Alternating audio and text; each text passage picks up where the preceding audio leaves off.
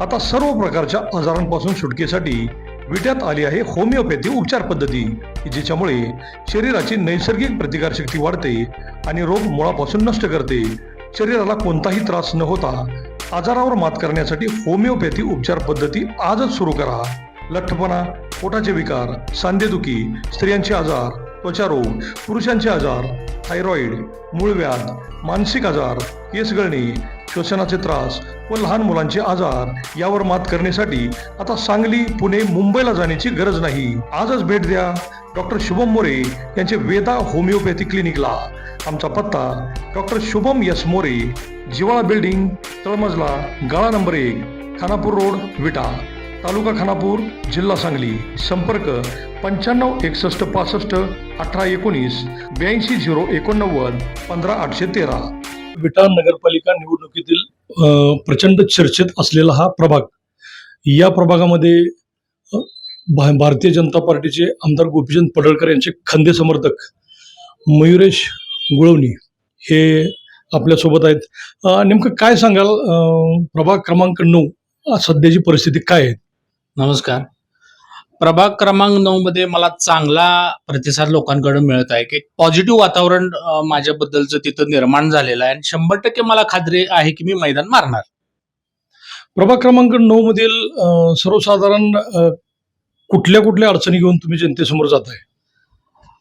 तिथं प्रचारामध्ये फिरत असताना लोक स्वतःहून मला अडचणी सांगतात की बाबा माझ्याकडे पाण्याचं प्रेशर कमी आहे, वेळेवर येत नाही आणि आलं तरी ते पुरेसं उपलब्ध नाही आहे. काही ठिकाणी गटारे झाल्यात पण ती लेवल नसल्यामुळं बॅकवॉटर येते, स्लोप व्यवस्थित न दिल्यामुळं पाणी साचते, कचरा साचते, घाण वास किचन पर्यंत जातो आहे. काही ठिकाणी स्ट्रीट लाईट नाही आहेत. सुरक्षेच्या दृष्टीने, महिलांच्या सुरक्षेच्या दृष्टीने काही उपाययोजना करणं गरजेचं आहे. जसं की चौकात आपल्याला सीसीटीव्ही पाहिजेत, बोळात पण पाहिजे. मेन चौकात नुसतं लावून काही होणार नाही आपल्याला. महिला आता आज विटा शहराचं जर बघितलं की एक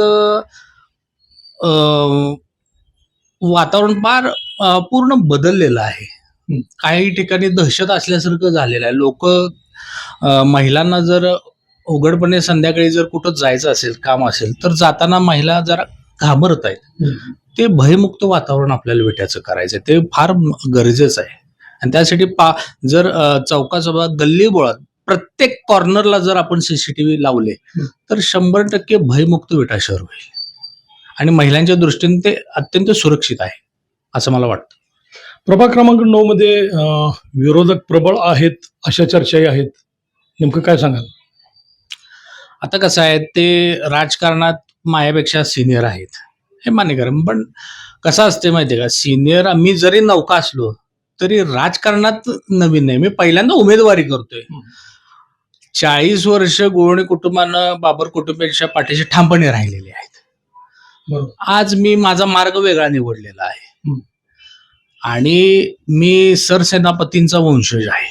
त्यामुळं युद्धावर जाताना तयारी करूनच मी मैदानात उतरलेलो आहे आणि भले शत्रू पुढचा बलाढ्य जरी असेल युद्धात, तरी तुमच्या नीती काय असतात ह्याच्यावर त्या युद्धाचं रिझल्ट महत्वाचा असतो. आणि आमचे जे जुने सहकारी होते ते आता आमच्या समोर उभे आहेत आणि 100% मला खात्री आहे की मी ज्या रणनीत्या आखलेल्या आहेत त्यात मी यशस्वी होणार आणि मी मैदान 100% मारणार. आमदार गोपीचंद पडळकर हे कणखर नेतृत्व भारतीय जनता पार्टीमध्ये आहे आणि त्यांचे तुम्ही खंदे समर्थक म्हणून आज विटा नगरपालिकेच्या मैदानात उतरलाय.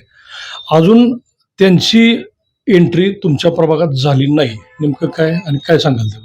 नाही, असं काय नाहीये. त्यांचा रोज संपर्क सगळ्यांशी चालू आहे. आता कसं आहे, पडळकर साहेबांवर जतची, आटपाडीची, विट्याची तसेच महाराष्ट्राची जबाबदारी आहे. त्यांचं माझ्या प्रभागात बारीक लक्ष आहे. मला रोज गोपी शेठचा पण किंवा ब्रह्मा शेठ दोघांचाही रोज मला फोन येतो. अपडेट माझ्याकडनं रोजच्या रोज घेतल्या जातात. त्यांच्याकडे पूर्ण महाराष्ट्र त्यांच्याकडे आशेनं बघतोय.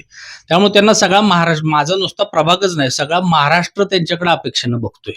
त्यामुळं त्यांचं लक्ष नाही आहे असं अजिबात आपल्याला म्हणता येणार नाही. त्यांचं बारीक लक्ष, मिनिटाचे काय चालले आहेत घडामोडी, काय चालू आहेत, काय कमी जास्त आहे, लोकांचा कसा रिस्पॉन्स, मायन्यूटच्या मायन्यूट डिटेल्स, ग्रास रूटच्या डिटेल्स ते माझ्याकडनं घेत आहेत. रोजच्या रोज अपडेट आहेत आणि 100% वातावरण पूर्णपणे चांगलं आहे आपल्याला आता भाजपला विट्यात. तरी प्रचाराला येतील असं काय नियोजन? येणार आहेत ते लवकरच आपला मोठा रोड शो होईल किंवा सभा होईल. ते नियोजन चाललेलं आहे, लवकरच ते होईल. तुमचा प्रभाग सर्वसाधारण रस्ते, गटारी, पाणी आणि वीज या मूलभूत गरजांमध्ये नेमकं कुठल्या परिस्थितीला आता आहे आणि तुम्ही पुढं जर या प्रभागामध्ये तुम्ही जिंकलात तर नेमकं काय करणार आहात जनतेसाठी? आता कसं आहे, लोकांना मतदारांना काय अपेक्षित असते एका लोकप्रतिनिधीकडून, की बाबा माझ्या घराकडे यायला रस्ता व्यवस्थित आहे का, रात्रीच्या वेळेस जायला तिथं अंधार नाही, लाईट आहे ना, पाणी मला वेळेवर येते ना, स्वच्छ पाणी येते ना, आणि माझं प्रशासनात जर काही काम अडलं तर ते लोकप्रतिनिधीकडे गेलं लगेच व्हावं, हीच अपेक्षा, माफक अपेक्षा असते. ती कुठल्याही प्रभागात जावा. आणि मला खात्री आहे की मी जेव्हा लोकप्रतिनिधी म्हणून मला लोक भरघोस मतांनी निवडून देतील, मी 100% त्यांना जी आश्वासनं दिलेली आहेत त्यांचं काम असं कधीही होणार नाही की ते आलेत आणि बिना त्यांचं काम न होता गेलेले आहेत. 100% त्यांचं काम आल्या आल्या होणार. ते विरुद्ध उमेदवार जे अमोलदादा बाबर आहेत, जे की आमदार सुहास बाबर यांचे बंधू आहेत, नेमकं काय म्हणजे तुम्हाला त्याबद्दल नेमकं काय वाटतंय? आता कसं आहे, मैदान जेव्हा लागतं, निवडणूक जेव्हा लागते, समोर कोण ना कोणतरी उमेदवार असतो. आता माझ्या समोर आमदारांचे बंधू आहेत. आता कसं आहे, माझ्या माग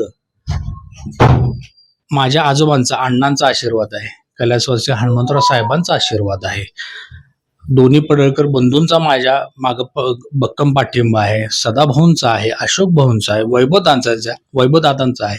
एवढ्या सगळ्या शक्ती माझ्या माग आहेत. त्यामुळे मला माहिती आहे, मला 100% खात्री आहे, मला फुल कॉन्फिडन्स आहे, मी 100% मैदान मारणार. त्याबद्दल मला भीती किंवा असं कोणी कधी म्हणत असेल एवढा मोठा बलाढ्य उमेदवार आहे म्हणून मी जरा अजिबात नाही, तसं अजिबात नाही आहे. उलट मी जेव्हा लोकांमध्ये जातोय तेव्हा लोक एवढा चांगला रिस्पॉन्स देतात, मला माझ्या अपेक्षेपेक्षा मला जास्त चांगला रिस्पॉन्स मिळाला आणि मला त्यांना एक पॉझिटिव्ह वातावरण तयार झाले आणि पळायला मला उलट डबल स्पीडनं मला पळायला लोक मला तुम्ही करा, आम्ही आहे तुमच्या पाठीशी. जुन्या आठवणी अण्णांच्या सांगतायत, जुन्या आठवणी साहेबांच्या सांगतायत. त्यामुळे तुम्ही काही काळजी करू नका, आम्ही तुमच्या मागं आहे, तुमच्यासमोर कोणीही असू दे, आम्ही तुमच्या मागं आहे, 100% तुम्हीच गुलाल घेणार, हे लोकच मला आश्वस्त करायला लागलेले आहेत. त्यामुळे मी बिंदास आहे त्या बाबतीत. शेवटच्या क्षणापर्यंत, शेवटच्या मतदारापर्यंत पोचायचं मी काम करतोय आणि ते मी करत राहणार आहे. प्रभागामध्ये सद्यस्थितीला आता अडचणी काय आहेत आणि तुम्ही प्रभागातील नागरिकांना काय काय सांगू इच्छिता? मगाशी तुम्हाला सांगितलं पाहिजे, त्यांना अडचणी ह्याच आहेत की पाणी वेळेवर येत नाही किंवा आलं एकतर वेळा व्यवस्थित होत नाही. जरा प्रशासन असल्यामुळं, जरा प्रशासन वचक नसल्यामुळं कचरा गाडी वेळेवर न येणे, पाणी वेळेवर न सुटणं तरी ते प्रेशराईज न सुटणे, आणि जेवढं येते तेवढं पुरत नाही आहे. लाईट नसणे, रस्ता नसणे किंवा गटारे नसणे, काही ठिकाणी झाल्यात पण ती व्यवस्थित झालेली नाही आहेत. ह्या मूलभूत त्यांच्या गरजा आहेत, त्या आपलं करणं नैतिक, एक लोकप्रतिनिधी म्हणून, समाजसेवक म्हणून ते आपलं नैतिक कर्तव्य आणि मी ते 100% पार पाडणार आहे. तरी विरोधकांनी सांगितले की काही झालं तर यावेळी परिवर्तन अटळ आहे, सत्ता आमचीच येणार. नेमकं काय सांगायला हवं? ठीक आहे, त्यांना वाटायला काय हरकत नाही.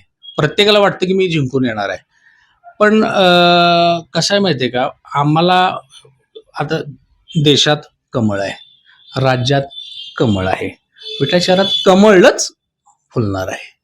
त्यामुळं विरोधकांनी कितीही वल्गना जरी केल्या तरी 27-0 झाल्याशिवाय राहणार नाही. बीजेपीचीच सत्ता येणार, हे मी तुम्हाला ठामपणे सांगतो. हे होते मयुरेश गुळवणी, प्रभाग क्रमांक 9चे उमेदवार. त्यांनी अगदी विश्वासानं सांगितले की विरोधक कितीही प्रबळ असला तरी जीत ही आमचीच होणार.